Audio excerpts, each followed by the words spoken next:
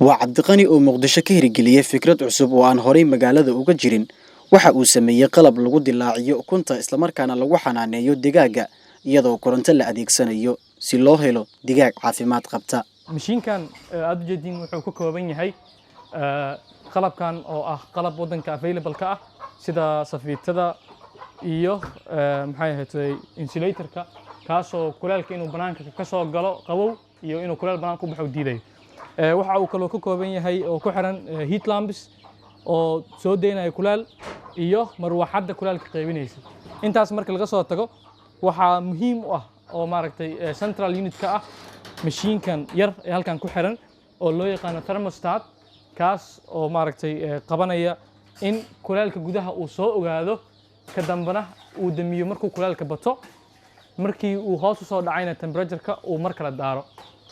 dhawaan ayuu ka soo baxay mid ka mid ah jaamacadaha dalka kadib ayay ku dhalatay fikradan waxa uuna hadda xanaaneeyaa digaag badan uu doonayo in uu manaafacaad ka soo saaro isagoo adeegsanaya hal abuurkiisa. runtii farsamadan waxay maaragtay igu soo dhalatay in aan ku dhaqaaqo barnaamijkan markii aan jaamacadda dhameeyay anigoo ku fikiray in aan wax soo saarka wadanka ka qayb qaato.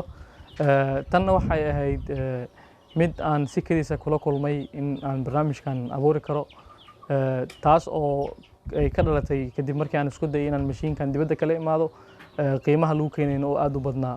farsamadan uu sameeyay Cabdiqani oo ah arday dalka gudihiisa wax ku bartay waxay ku qaadataa in ukuntu ay ku dilaacdo 21 maalmood gudahooda isagoona farsameeyay sanaadiiqdan uu ku huurinayo ukuntan oo uu koronto ku talaalay.